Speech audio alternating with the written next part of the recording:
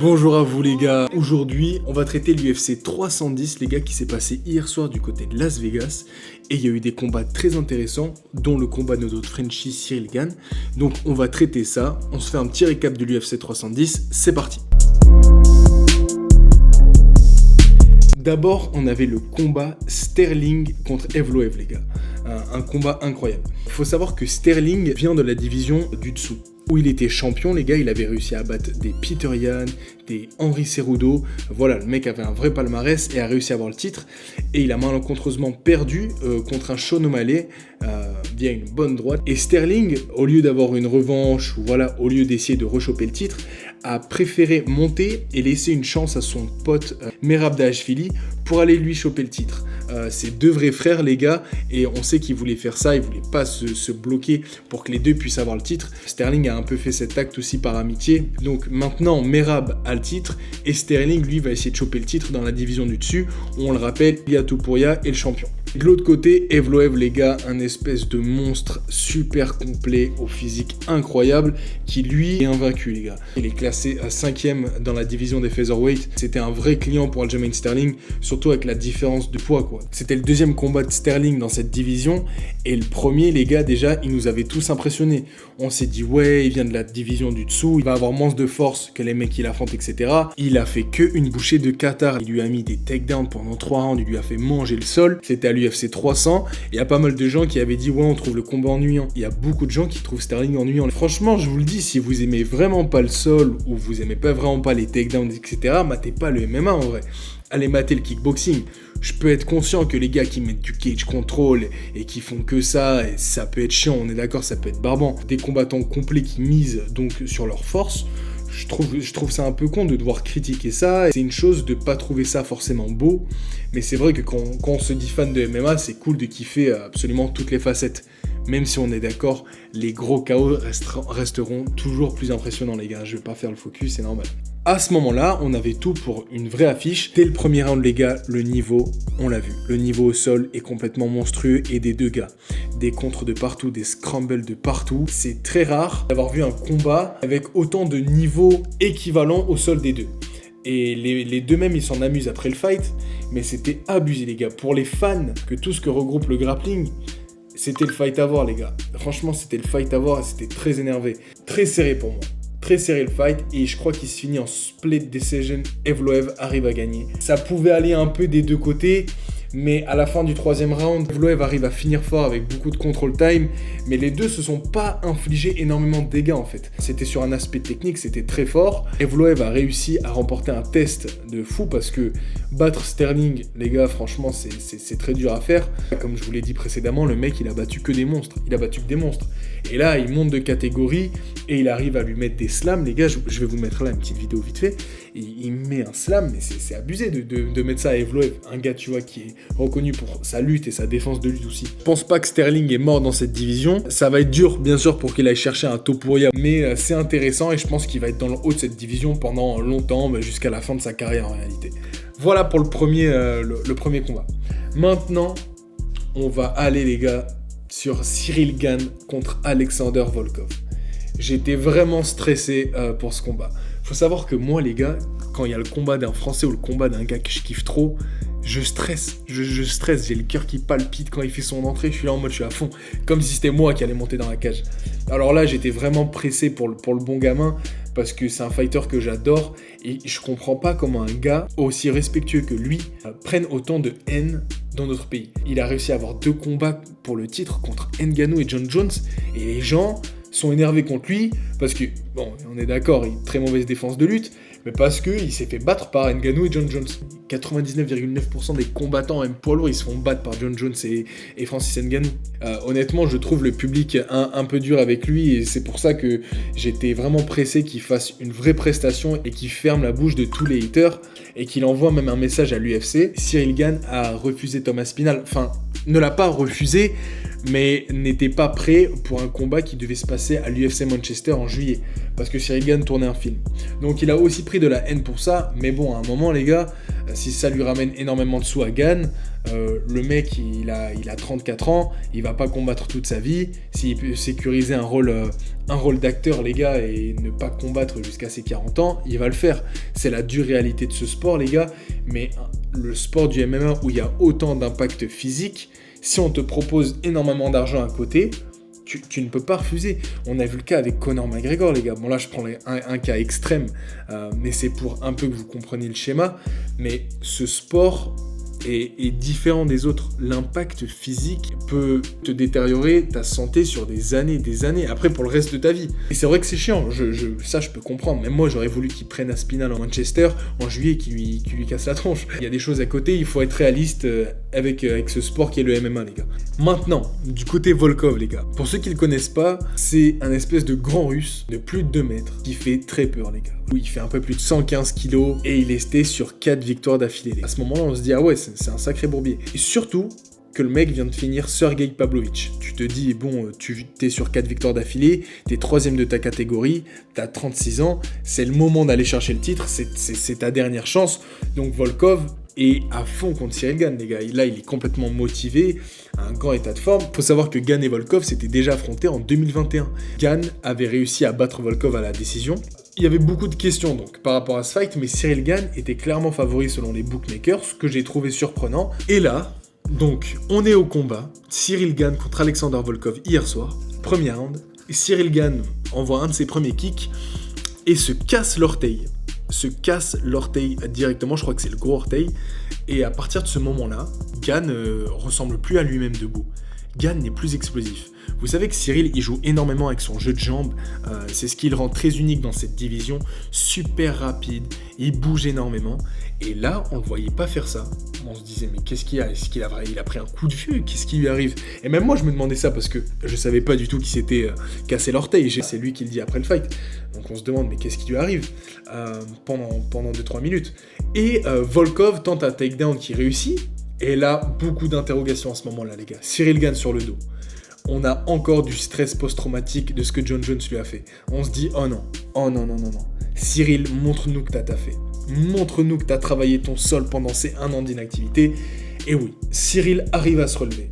Cyril Gane arrive à se relever, méthodiquement, doucement, sans stress. On sent qu'il a taffé et ça fait plaisir à voir. Il se relève et il retourne Volkov contre la cage et on se dit déjà... Ok, on a les réponses à nos interrogations, Cyril Gane a bien taffé. 1 minute après, Cyril Gane contre Volkov, je crois que c'est sur une overhand, et lui fait un double leg et arrive à le ramener au sol. Et là même Joe Rogan, Daniel Cormier, enfin les commentateurs de l'UFC étaient choqués à ce moment-là. Moi je savais qu'il pouvait le faire honnêtement. Sans faire le gars, il arrive à mettre de l'impact et c'est là qu'il gagne le premier round. Cyril gagne le premier round, ça c'est sûr, c'est pas débattable et je veux pas entendre des gens qui disent ouais non, premier round, non. C'est sûr qu'il prend les gars honnêtement. On arrive au 2e round. Et comme je vous ai dit, Cyril debout, c'est pas encore fameux à cause de son orteil. Mais bon, à ce moment-là, on le sait toujours pas. Et honnêtement, Volkov arrive à le toucher un peu plus. Je crois qu'il arrivait même à me ramener au sol à un moment, mais que Cyril se relève encore. Et le 2e round est quand même serré. Le 2e round est quand même serré parce que Cyril prend pas vraiment trop d'impact, mais il en donne pas. Donc moi, j'aurais donné le 2e round de ça à Volkov. Voilà, de ça à Volkov. Le 2e round est décisif, vous allez comprendre. On arrive dans le 3e round, Cyril tente un Kimura quand il est sur le côté, c'est pas vraiment du temps de contrôle, les deux se bloquent un peu, ils sont sur le sol, ils se bloquent un peu. À la fin du round, Volkov arrive à être sur Gane mais il fait aucun impact en fait. Mais bon, il a quand même fait un peu plus que Gane si vous voulez. À la fin du 3e round, il y a toute la planète MMA se dit Gane a perdu. Et là, j'entends que la décision est split. Je me dis, oh, peut-être que Gane va le faire. Cyril Gane vainqueur. Et là, je me dis, wow. Je suis grave content, mais je suis tellement surpris. Premier move que je fais, c'est je fonce sur Twitter. Pour voir, tu vois, je fonce sur le Twitter américain et français, voir un peu la vie des gens, même si bon, c'est pas toujours bon à prendre sur Twitter. Tout le monde était surpris. Les fans français, les premiers quoi. Les fans français étaient en mode, waouh, c'est quoi cette dinguerie? Et bon, tant mieux pour nous quoi. Tant mieux pour nous. Mais est-ce que c'est un peu un vol? Je pense pas que je le qualifierais de vol, parce que c'est un grand mot. Je dirais que Volkov aurait dû gagner, mais c'était pas énorme, quoi. C'était pas beaucoup, j'ai vu des bien plus grands vols dans l'histoire de l'UFC. Cyril s'est blessé, ça fait partie du fight, vous me direz. C'est vrai, Ça fait complètement partie du combat. Mais maintenant, je suis sûr que s'il n'avait pas eu ça, les gars, il aurait tué. Il aurait tué. Il y a une différence debout entre les deux. Il y a une différence un peu partout. Et en plus, il arrive à le takedown. Voilà, pour moi, Cyril aurait gagné les 3 rounds si c'était pas tuer l'orteil. Quelle est la suite pour Cyril Gane? Je pense pas que l'UFC veut lui donner Thomas Spinal, étant donné que Thomas Spinal fonce sans doute vers John Jones. Mais Cyril, lui, je pense pas que ça le gêne forcément d'aller affronter un gars en dessous de lui. Peut-être qu'il va aller affronter un Curtis Blades, qui sait. Ou peut-être qu'il va aller affronter un Jailton Almeida. Bon, voilà pour le combat du français. Maintenant, le troisième combat que je voulais vraiment aborder, les gars. Et qu'est-ce que j'ai kiffé? Je pensais pas kiffer. Mais le Ian Gary contre Shavkat Rakhmonov, oh là là, c'était très beau à voir. On avait 2 invaincus. D'un côté, l'Irlandais Ian Gary, qui était à 15 victoires, 0 défaites, qui a pas affronté la meilleure des compétitions, mais qui a quand même affronté des bons gars, et qui sort d'une victoire contre MVP. Et de l'autre, on a le terrifiant fighter du Kazakhstan, Shavkat Rakhmonov, qui lui a une grande fanbase, les gars, et qui était sur 18 victoires d'affilée. 18 victoires, 0 défaites, mais tenez-vous bien, 18 finishes d'affilée. Donc le mec n'était jamais allé après un 3e round, si vous voulez. Je crois qu'il avait jamais combattu même pour un 5 rounds, donc c'était son premier. Mais le mec, des finishes. Jamais allé à la décision. Il connaît pas. Lui, les juges, Shavkat Rakhmonov ne connaît pas les juges, il en connaît aucun. Et là, c'était clairement son plus grand test. On allait avoir beaucoup de réponses hier soir. Shavkat Rakhmonov était favori. Il était favori sans doute à cause des finishes et à cause d'un style qui est très particulier. Le combat commence, c'est pas très ouvert, je trouve que c'était fermé un peu le début de combat. Je trouve pas que Shavkat est très beau à voir. Il est très complet, beaucoup de cage control. Il vient, il prend Ian Gary, il ceinture et il bloque contre la cage. Et ça, je sais même pas pendant combien de temps. Et Ian Gary arrivait à bien défendre, honnêtement. Mais il arrivait pas trop à sortir. Parce que je pense que Shavkat doit avoir une force monstrueuse. Ça se voyait à travers l'écran que le mec, vraiment, il a une force de pression qui est abusée. Et même avec ses placements, on sent que le mec a fait ça toute sa vie. Et Shavkat a tenté de ramener Ian Gary au sol. Et Ian Gary a une défense de lutte qui est vraiment, vraiment abusée, les gars. Je crois que sur tout le combat, il se fait takedown une fois et il arrive à se relever direct. Donc vraiment, Ian Gary, chapeau pour ça, chapeau pour ta défense parce que ça se voit qu'il a taffé, les gars. Franchement, ça se voit qu'il a taffé. Et pas mal de gens disaient que Ian était surcoté. Moi, j'attendais de voir, honnêtement. J'arrivais pas à me prononcer, je savais pas s'il était surcoté, sous-coté ou pas. Et ce qu'a pu me dire le fight, c'est que le mec est complètement sous-coté. Il a livré un combat.